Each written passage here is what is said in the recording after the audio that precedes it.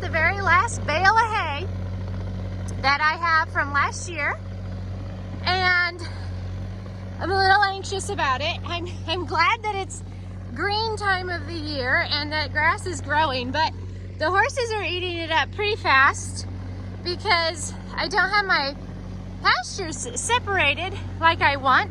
I am hoping by next year I'm gonna have 3 pastures and I'll be able to rotationally graze the pastures for the horses, and that will help the pastures last longer. But it's not set up like that yet, and because it's not set up like that, I'm still needing hay pretty much all year.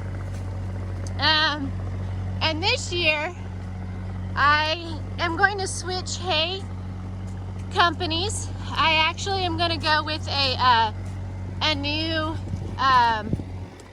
hay farm that is about 3 hours from us, but fortunately they deliver, and the hay is more expensive, but the delivery charge is in the price of the hay. So if a person were to calculate how much money they spend in gas, wear and tear, and time of going and getting the hay, I'm not really positively sure how much more expensive it actually is. And at this current time, we do not have our truck, Black Stallion. He is in the shop. He is in Jackson at the Sierra Chevrolet dealership because he is having issues with the DEF sensor, and we were actually driving to the airport to Nashville, and the sensor got messed up because it had plenty of, I think it's called DEF, but anyway, it had plenty of it in the motor, or in the little reservoir that you pour it in, and it was saying that we were running out, and we were on the interstate and forced to only go 65 miles an hour, or no, 55 miles an hour, because it was saying we were out of DEF, and anyway, the DEF is that we were out of it, and that we needed to put more in. Problem was, it was completely full. So while we were in California, my husband looked it up, choking on something. My husband looked it up and found out that it's a common problem for the sensors to misread and get confused with each other. There's 2 sensors, I guess, and they get jacked up, and they'll say that even though it doesn't need anymore. And I'll be right back because I have to get this hay off the skid steer.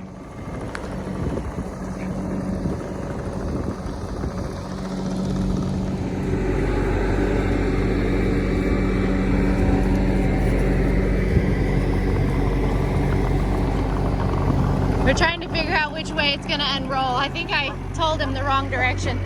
But anyway, so while we were in California, my husband found out that it's actually a super common problem for, hey, I got it the right way. Hey, haha. But anyway, it's supposedly a super common problem for that sensor to miscommunicate with the other sensor, and even though there's nothing wrong with it, it'll say that it's out of DEF, and then you actually have to take it to the dealership and get it fixed, because it's not something that you can just do yourself. Technically, you might be able to do it yourself if you had the computer that can hook up to the vehicle and you know how to do it, like you have all the codes and stuff. And my husband actually has the computer to do it, but when he hooked it up, it wasn't reading. So the other thing that, and the only way that we got home from Nashville, because it was gonna drop down to 45. One, that is so dangerous for for a person to be in that situation, because we were already on the road. We were 2 hours away from home, you know, when all this was happening. So we had little choice but we had to deal with it. And being on an interstate, it's really hard to find back roads to go home anymore. So being on an interstate and a vehicle forcing you to go down to 45 miles an hour is extremely dangerous. In fact, I think you can get a ticket for going too slow. You know, a police officer can give you a ticket for going too slow. So, anywho, my husband found out by watching a couple of YouTube videos that there's a cable in the transfer box. Not 100% about that. I don't know if it was the transmission or the transfer box. I really can't remember, but anyway, there's a cable on it, and it's a speed sensor cable. And you can disconnect it, and the vehicle will not be able to tell how fast it's going, so it can't force you down to 45 miles an hour. And eventually, with that DEF, it'll take you down to 4 miles an hour. So that's as fast as you can go.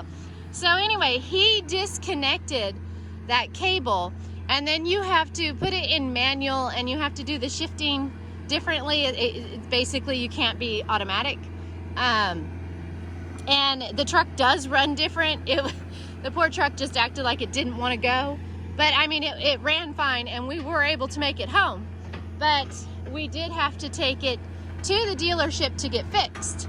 So the truck is at the dealership right now, trying to get fixed. And oh my goodness, customer service on vehicles these days is insane. Because my husband told them that he disconnected the cable so that we could get home. And they literally called us like 4 days later. They've had the truck for 4 days. And they call us and they're like, oh, well, we think we found the problem. The cable is disconnected. We told them that we did that. Anywho, so now they're like totally focused on that and not even fixing the problem. So who knows how long it's going to be for our truck to get fixed. And then they said something about a heater sensor or something, or a heater. I don't remember exactly what my husband said. But anyway, they said that's what was broken, and it's going to cost $1,500 to replace it. And it's not even what the problem is. The problem is the sensors inside of the little reservoir that you put the DEF in. But anyway, we're in the middle of dealing with that. So we don't have our truck. And the truck is the only vehicle that can haul the trailer that can haul the hay. So I am definitely sorry about that. I went on a really long rant to tell you why I'm anxious about putting out my last bale of hay. But anyway, so this is my last bale of hay, and I'm really hoping that the company that I found that will deliver hay will deliver my hay so that I don't have to worry about going and getting hay, especially since right now we don't even have our truck. Our black stallion is being fixed. But anywho, I'm gonna call the hay company tomorrow, and I'm just gonna let them know that I put out my last bale of hay and ask, you know, when is their idea of when they're gonna be able to deliver hay for me. I text messaged them at the very beginning of this month and asked them to deliver the hay sometime after May 20th, because that's when we were getting back from California. And they were, you know, aware of it. They didn't really acknowledge it, but after we got back from California, I called them to, you know, make sure they got the message. And they said they got the message, and that that they knew that I wanted my hay delivered. And today is May 31st. Get back, not so close. Today is May 31st, and I still don't have my new hay. Anywho, I did not mean to make this a ranting video. I just meant to, I guess, I don't know. Anywho, I'm just a little nervous about when I'm going to be getting my hay. But, hi guys, how are you? I just put out my last bale of hay and gave you a whole drama story about our truck and DEF and last bale of hay, and not sure when I'm gonna get my next hay.